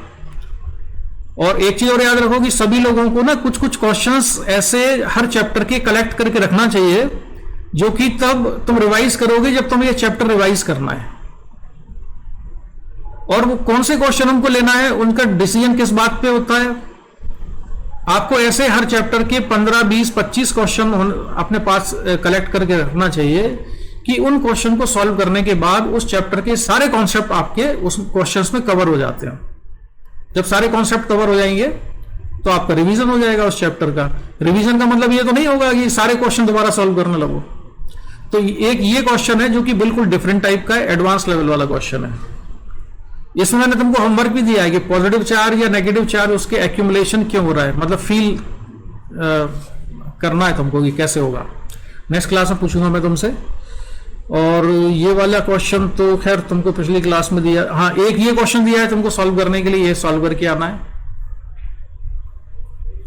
ड्रिफ्ट वेलोसिटी का रिलेशन था, हाँ एक ये क्वेश्चन था। इससे हमको पता चला कि इलेक्ट्रिक फील्ड कंडक्टर के अंदर बैटरी लगाने पर यूनिफॉर्म भी हो सकती है, नॉन यूनिफॉर्म भी हो सकती है। यूनिफॉर्म तब होगी जब उसकी रेजिस्टिविटी कांस्टेंट हो, नॉन यूनिफॉर्म तब होगी जब रेजिस्टिविटी कांस्टेंट नहीं होगी। हाँ एक और इंपॉर्टेंट चीज, किसी कंडक्टर के अंदर जो फ्री इलेक्ट्रॉन्स होते हैं उन फ्री इलेक्ट्रॉन्स की काइनेटिक एनर्जी को किसी गैस के मॉलिक्यूल्स की ट्रांसलेशनल काइनेटिक एनर्जी के सिमिलर कंसीडर किया जा सकता है। Translational kinetic energy of molecule of A gas का फॉर्मूला होता है 3/2 kT। तो 3/2 kT से हम फ्री इलेक्ट्रॉन की काइनेटिक एनर्जी निकाल सकते हैं। लेकिन ये जो 3/2 kT हमने केवल फ्री इलेक्ट्रॉन के लिए यूज किया है। जो बाउंडेड इलेक्ट्रॉन है जो कि ऑर्बिट में घूम रहे हैं उनकी काइनेटिक एनर्जी तो फिक्स है, उसका टेम्परेचर से कोई लेना देना नहीं है। चाहे टेम्परेचर बढ़ाओ चाहे कम करो, वो तो न्यूक्लियस की चारों तरफ उसी स्पीड से घूमेंगे, उस पर कोई फर्क नहीं पड़ता। ठीक है, और उनकी स्पीड क्या होती है ये निकालेंगे हम किसी मॉडर्न फिजिक्स में। तो आज की क्लास को हम करते हैं इसी के साथ खत्म। कुछ और क्वेश्चन हो तो बताओ, कोई डाउट? क्या हुआ, सन्नाटा छा गया बिल्कुल? तुम लोग तो आज की क्लास में लगता है नॉकआउट हो गए सारे के सारे।